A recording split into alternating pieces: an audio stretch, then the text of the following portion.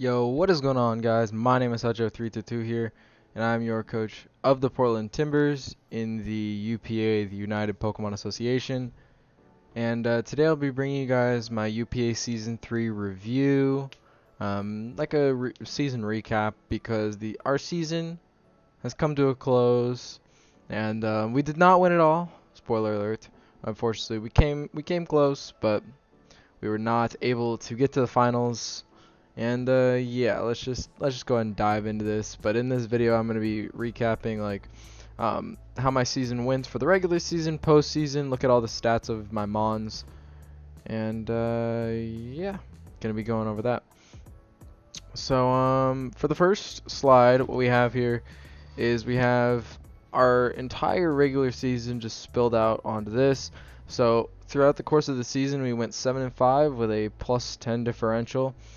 And, not bad. We got the 7th seed, which was enough to make it into the playoffs. The way we did this season is we had teams. So I was on a team with myself, Milan. It was myself, Milan, Owen or Ogobina, and Drury.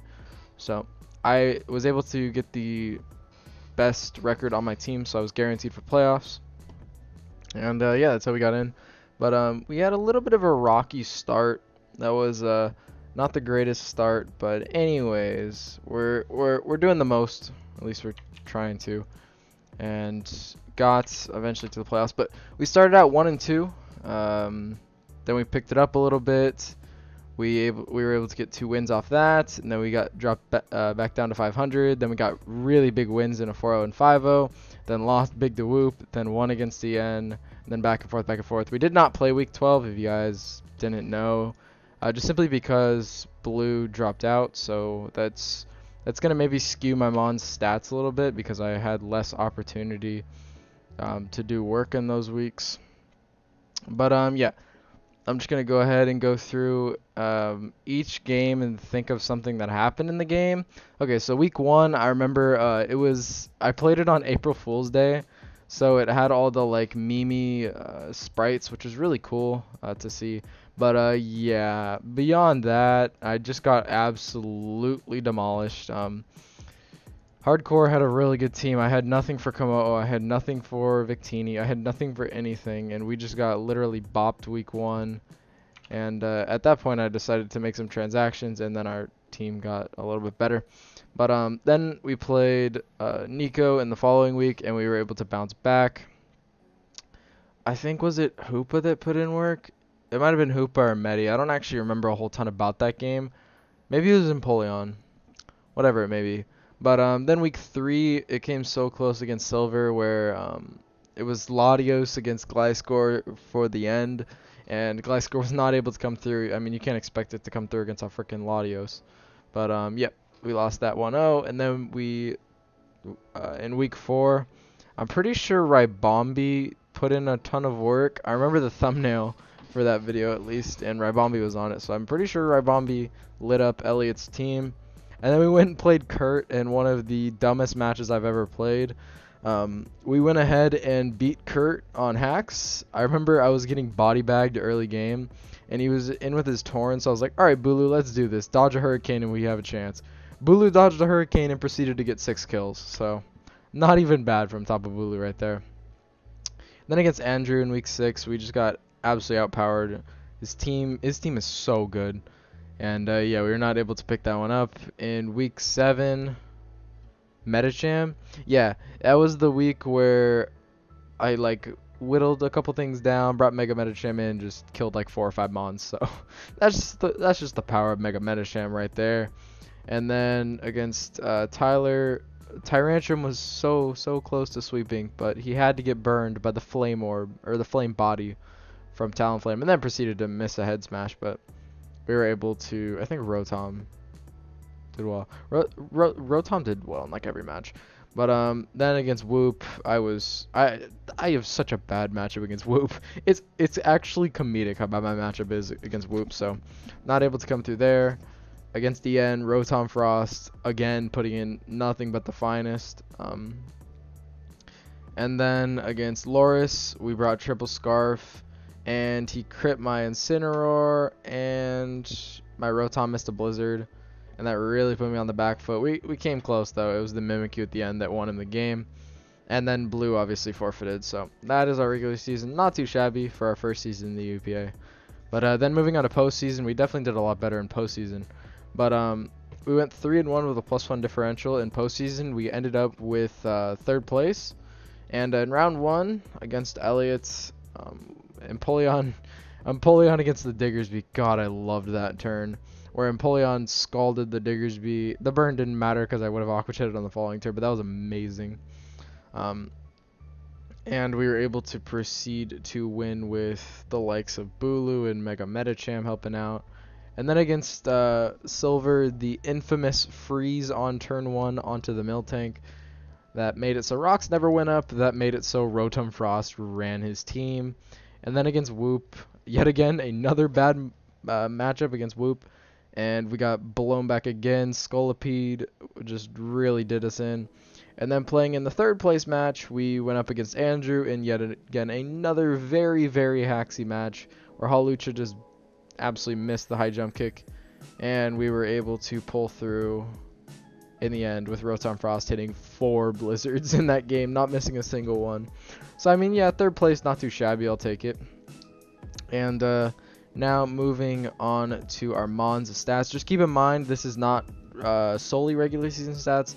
This is also stats from playoffs and regular season. So moving into the first Mon, this was a Pokemon that I franchised because if you guys didn't know, new coaches are allowed to franchise any Mon that is undrafted from the previous season.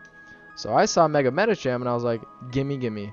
So Mega Metacham was an absolute monster for me. Jackie Cham, let me go ahead and ignore that. But it got 19 kills and 7 deaths over the course of 13 games, and it was a part of 7 wins. So yeah, this thing was literally insane. It was my regular season MVP for sure. In regular season, it went 15-6. It went 4-1 in the playoffs, so not even bad. And this thing is just so good. It is so hard to swap into a Mega Metacham.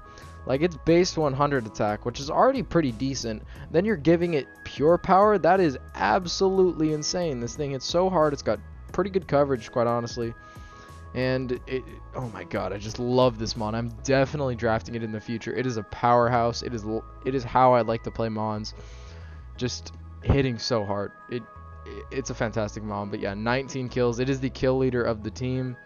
And only dying 7 times, so it had a pretty solid differential. And yeah, props to Mega Metacham. I wish it had more games won, but throughout the course of the season, if you're counting postseason and regular season, I went 10-6. So not too bad, not too bad. Then moving on to my first overall pick, the Mon that I actually first drafted, and didn't bring it a lot actually, but Tapu Bulu, we got Rod Woodson here. And it went 8-3 in 5 games, and it won 3 of those games.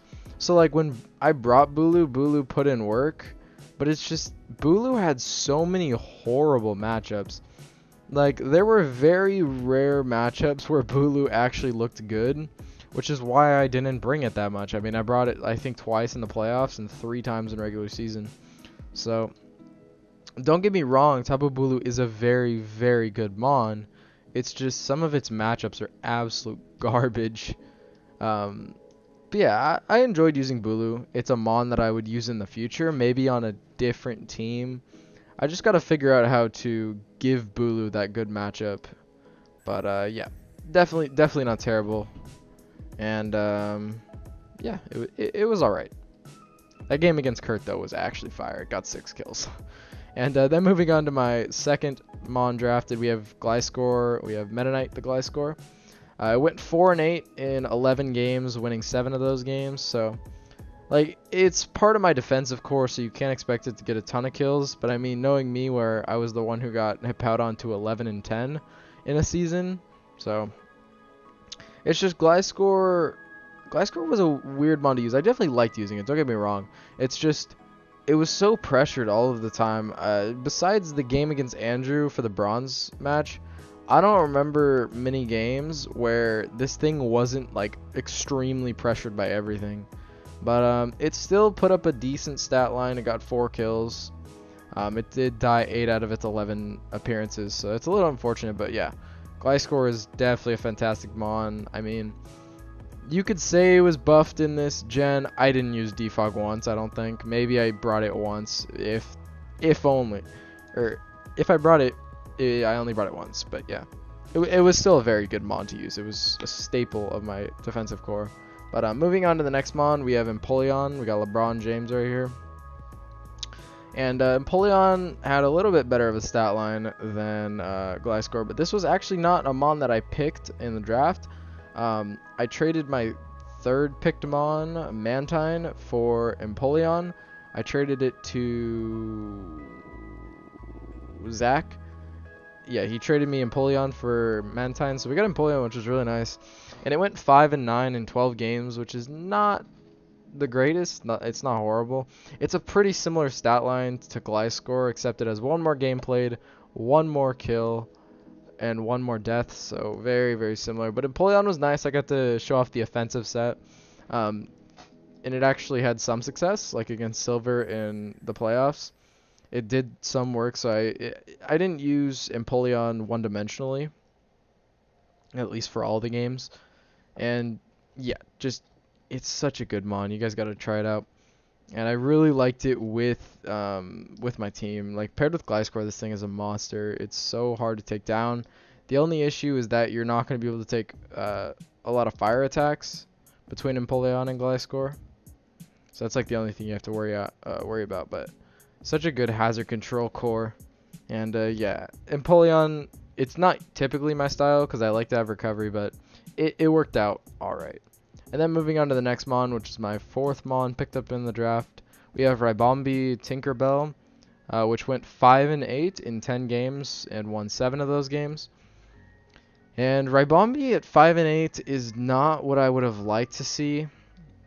In regular season, it was 5-6. But considering I drafted it for webs, I got up webs a decent amount of times. Webs even getting me some wins, but yeah, I just figured I wanted this thing for webs, and the fact that it got 5 kills, I'll take that. And I brought it offensive a couple weeks just because it had good matchups, and I think I did okay with it offensively. So I was pretty happy with Ribombee. It's definitely a better web setter than Araquanid in my opinion, and just such a good speed tier. It's so good offensively as well. I would definitely recommend it, and I will probably eventually get it in the future. But moving on to where our 5th pick would have been, but instead we have a free agent pickup of UPA Unbound, Unleashed. I did not use this thing as well as I would have hoped. It went 6-7 in 8 games.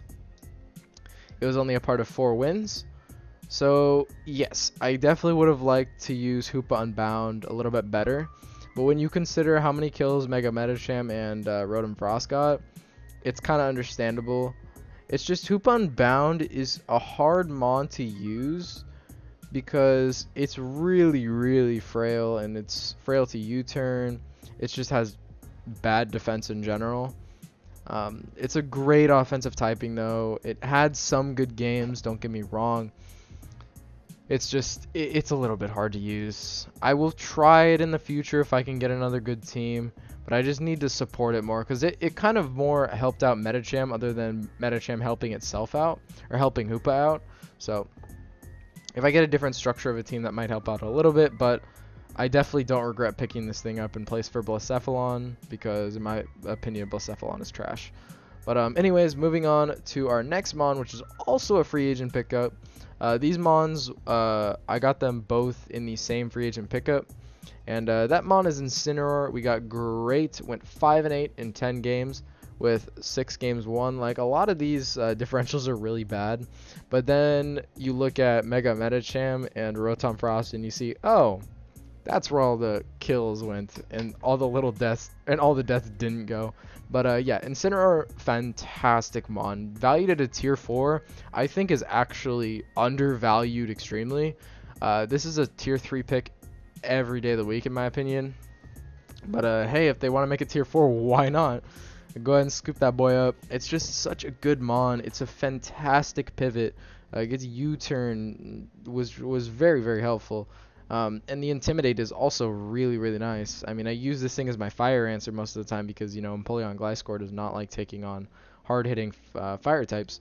So this was typically my answer for fire types. Unfortunately, I didn't have this week 1, and I might have been able to take down that Victini. But yeah, this Mon was great. It never had like standout games, but that's not what a pivot is for. That's not what I used Incineroar for. I used it just to help out my Mons, be a switch in for some things. I brought it offensive like once or twice. But yeah, I'm definitely going to be scooping this thing up in the future in a couple leagues. I can guarantee you that. This thing is so good. And yeah. Moving on to the next Mon, we have my 7th pick. We have Line Noon right here. Scavenger was 2-4 in 4 games. It won 2 of those games, so it died in every game that it was brought to. I didn't get a single belly drum off, did I? Against Silver, I just used it as E-Speed. Against Elliot, I just used it as E-Speed. Against Whoop, I just used it for E-Speed. Against Andrew, I just used it for E-Speed. So I never actually clicked belly drum with Linoon. Never once did I get it off. Actually, I did. I got it off against Elliot. But it didn't sweep because that was just a situation I was playing for the choke. But I never got a belly drum sweep with this thing. I mean, I don't usually like using setup mons. Setup mons are not my forte. But this mon was good for an extreme speed user. And it was nice not to have to play it. So if that's any consolation. And I don't know if I would draft Landon in the future. I mean, I just don't like using setup that much. So I don't think this was the right pick for me, but like I said, if I don't have to play it, I'm cool with it. It did do some work with like extreme speed kills, that was very helpful. But yeah, it was just okay. Moving on to the next mon, we have my 8th draft pick. We had Tyrantrum, Grimlock, 2-4 in 4 games with 2 games won. This thing was more often than not a defensive mon. I brought it defensively against EN, I brought it defensively against Hardcore, and I brought it defensively against Whoop. The only time I brought it offensive was against Tyler, which it should have swept, but it didn't because it got Flame Body burned. But yeah, it's not a bad mon. I like it a lot defensively, quite honestly, because it's such a good flying answer, such a good fire answer. And personally, I like really bulky dragons. Like, bulky dragons are really, really good because dragon is a very, very defensive typing. It resists fire, water, grass, electric, which is very powerful. And yeah, Tyrantrum was solid. It was another rocks user. And when I tried the setup variant of it, it almost worked, like I've said and ranted about the entire time. But whatever. Yeah, not a bad mon. I would consider drafting it in the future for sure. And now to head to our second team captain, we have Rotom Frost, our Kirkland here, 17-5. You are looking at that right. I even double checked. It got 17 kills throughout the season. Mega Metacham got 19. This thing got 17. So it went 17-5, was brought to 10 games, and it won 7 of them. Rotom Frost, I've used this thing like 3 or 4 times now. This thing is an absolute monster. I've said multiple times that this is the best Rotom form, and I will stand by that opinion. I will never change my opinion. That this thing is so good. If it lands its blizzards, it's stab bolt beam, but better. It's such a good mon. If you have the ability to pick this mon up, you need to do it. You need to do it. It is so good. I mean, it was so clutch for me. I mean, it helped me through the bronze match. It landed 4 blizzards in a row. Against EN, it absolutely decimated his team. This thing is just so good. And like I said, I've used it like 4 times, and I'm going to continue using it until I see a reason not to use it. I might as well. So yeah, Rotom Frost always putting in the absolute work. Rotom Frost always has a good matchup. I can guarantee you it will always have a good matchup. If you can find me a team that it doesn't have a good matchup against, I'll be surprised. So, anyways, moving on to the next mon, we have Wonderfish, our Whiscash, which was a free agent pickup. This was initially... Am I missing anything? Hold up, let me pull up the doc and make sure I'm not missing anything. That'd be pretty embarrassing and would be pretty annoying because I would have to go through and do everything again. I don't think I'm missing anything, but I just want to make sure. Wait, this was 9, this was 10. There's only 11 Mons in the league, or 11 Mons per roster, and I franchise Mega Medi. No, we're good. We're okay.